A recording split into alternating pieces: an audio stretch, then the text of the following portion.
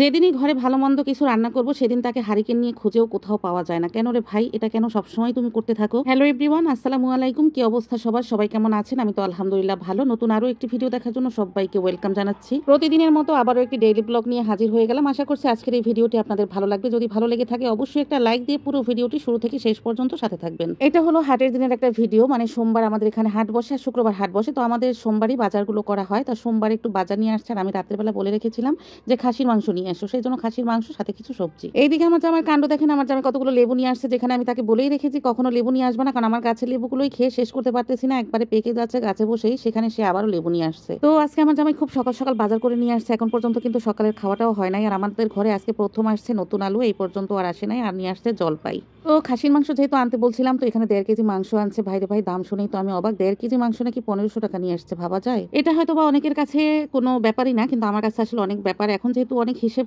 করেই সংসারটা চালাতে হয়, সেখানে 1.5 কেজি মাংস 1500 টাকা ভাবাটাই অসম্ভব। আমাদের মতো মধ্যবিত্ত মানুষ যেখানে সবজি কিনে খেতেই হিমশিম খেয়ে যাচ্ছি, সেখানে খাসির মাংস তো ভাবাই যায় না। সেই জন্য জামাইকে বলেছিলাম যে 1.5 কেজি নিয়ে আসবা, এতে করে 2 দিন ভাগ করে আমরা খেয়ে নিতে পারবো। আমাদের এখানে হাটের দিন মানে কিছু ভাজা পোড়া পাওয়া যায়, তো সেই জন্য এখানে পেঁয়াজু, তারপরে হলো এই যে চিকন সাইজের জিলাপি আর গুলগুলো নিয়ে আসছে। আর এই চিকন সাইজের জিলাপিগুলো গরম গরম খেতে আমার কাছে অনেক বেশি ভালো লাগে। যার সাথে সাথে সকালে নাস্তাটাও কিনে নিয়ে আসছে। এখানে আছে ডাল, সবজি, পরোটা, নিমকি রয়েছে, আর আমি 1 কাপ কফি বানিয়ে নিয়েছি। তো বাচ্চাদের খাবার খেতে দিয়ে দিলাম। আমার কাছে চিকন জিলাপিটা ভালো লাগে, কিন্তু চায়ের সাথে মিষ্টি জাতীয় খাবার খেলেই কেন যেন চায়ের স্বাদই পাওয়া যায় না। যাই হোক, অনেক দিন পর টেবিলে চলে আসলাম। টেবিলে আমাদের খাওয়াই হয় না, আসলে টেবিল সাইডটা হলো একটু অন্ধকার টাইপের, এই জন্য খাওয়া হয় না। আর বাচ্চারা টেবিলে বসে খেতে চায় না, আর আমার যেহেতু ছোট ছোট 2টা ছানাপোনা, এদেরকে নিয়ে টেবিলে খেতে বসলে অনেক ঝামেলা হয়। মানে আমি যেহেতু খাইয়ে দিই, তো টেবিলে বসে আমার কাছে প্যারা লাগে, এই জন্যই আমি বেশিরভাগ বিছানাতে কিংবা সোফায় বসেই খাওয়াটা শেষ করি। তার থেকেও বেশি ভালো হয় মেঝেতে বসে খাওয়া। যাই হোক, এই যে দুপুরে রান্নায় চলে আসলাম। এখানে মূলা চিংড়ি মাছ দিয়ে করব, আর এখানে আদা রসুন করবো, আর নতুন আলু ছিলে নিয়েছি।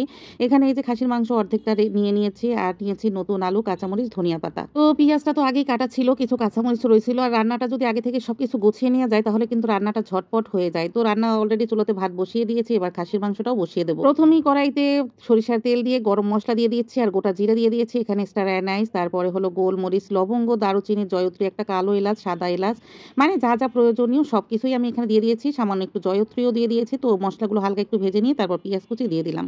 আজকে খাসির মাংস নতুন আলু দিয়ে পাতলা একটা ঝোল হবে। তো আমার আসলে ঝোল খেতে ইচ্ছে করছে, সেই জন্য একটু ঝোল ঝোল টাইপের করে রান্না করব। তো মশলাগুলো ভেজে নেওয়ার পরে আমি এখানে আদা রসুনের পেস্ট দিয়ে দিচ্ছি পরিমাণ মতো। ছোটবেলা থেকে কখনোই আমি এই ধরনের মাংসগুলো খেতাম না, কারণ আমার কাছে খুবই বাজে একটা গন্ধ লাগতো, সেই জন্য খেতাম না। কিন্তু আমার যে বছর মুজাহিদ হলো, সেই বছরে আমার মা বাসায় ছিল, তো মায়ের হাতে খাসির মাংস রান্না ওইবার প্রথম খেয়েছি। আমার জামাই খাসির মাংস নিয়ে আসছে, আর আমার মা এত সুন্দর করে রান্না করছে, সেই রান্না খাওয়ার পরে আমি একদম খাসির মাংসের ফ্যান হয়ে গেছি। যে খাসির মাংস খেতে এত মজা, আর আমি এত বছর খাইনি। আসলে কোনো কিছু না খেয়ে থাকা উচিত না, প্রতিটি জিনিস খেয়ে দেখা উচিত, আসলে এটার স্বাদ কতটা না খেলে আসলে মিস হয়ে যায়, এই আর কি। তো মশলাটা খুব ভালো করে কষিয়ে আমি এর ভিতরে মাংসটাও খুব ভালো করে কষিয়ে নেব। এই মাংসটাকে ঢাকনা চাপা রেখে দিয়ে তারপর চুলোর আঁচটা কমিয়ে রেখে আমি খুব ভালো করে এটা কষিয়ে সিদ্ধ করে নেব। তারপরে আমি পাশের চুলাতে ভাত হয়ে গেছে, এইবার হলো আমি ওই পাশের চুলাতে চিংড়ি মাছ দিয়ে মূলার তরকারি বসাবো। ভাত হতে হতে খাসির মাংসে আমি কিছু পরিমাণ পানি দিয়ে দিয়েছি, তারপর হলো রান্না করতেছি। আর ওই পাশের চুলোতে আমি চিংড়ি মাছ ভেজে নিচ্ছি। চিংড়ি মাছ ভেজে তারপর মূলার তরকারি করবো। আর এদিকে দেখেন, আমার আমান সোনার একটা খাসিল চুলোর উপরে যে কোনো পাতিল থাকলে তার একটু নাড়াচাড়া করতে ইচ্ছে করে, আর এটা কিন্তু তার সেই 4 মাস বয়স থেকেই শুরু।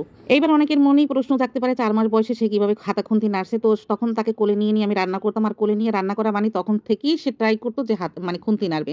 তো আমি তাকে এটা দিতাম, আর সে এটা করে খুব মজা পেত। এদিকে আমি মূলাটা রান্না করছি, আর মূলাটা যেহেতু ফ্রেশ নিয়ে আসছিল, আর ফ্রেশ ফ্রেশ রান্না করছি বলে একবারে অল্পতেই কি সুন্দর একবারে সিদ্ধ হয়ে গেছে। আর মূলার তরকারি কিন্তু রান্না করলে গরম গরম খেতে যতটা না মজা, ঠান্ডা হওয়ার পর খেতে কিন্তু অনেক বেশি ভালো লাগে। মূলার তরকারি হতে হতে এই পাশে আমি নতুন আলু দিয়ে মাংসটা আরো ভালো করে কষিয়েছিলাম, তারপরে গরম পানি করে তারপরে ঝোল দিয়ে দিয়েছি, আর এখানে কাঁচামরিচ অ্যাড করেছি, আর দিয়েছি তেজপাতা। এখন আমি চেক করে দেখছিলাম যে মাংসটা সিদ্ধ হয়েছে কিনা। তো মাংসটা সিদ্ধ হয়ে গেছে, আর এখন যে পরিমাণ ঝোল আছে আমি এতটুকু মানে নামিয়ে ফেলবো। নামানোর আগে কিছুটা গরম মশলা অ্যাড করবো, আর এখানে যতটা ঝোল দেখাচ্ছে নামানোর পরে কিন্তু ঝোল আরো কিছুটা কমে যাবে। তো এই যে গরম মশলার গুঁড়ো উপর থেকে দিয়ে দিলাম। এইদিকে রান্না করে আমি অপেক্ষা করতেছি আমার বরের জন্য। তো যেদিনকাই ঘরে ভালো মন্দ রান্না হয় সেদিনকাই নাকি তার দাওয়াত থাকে, সে আর ঘরে খেতে আসে না। কি আর করার, আমি তো খেতে বসে পড়েছি।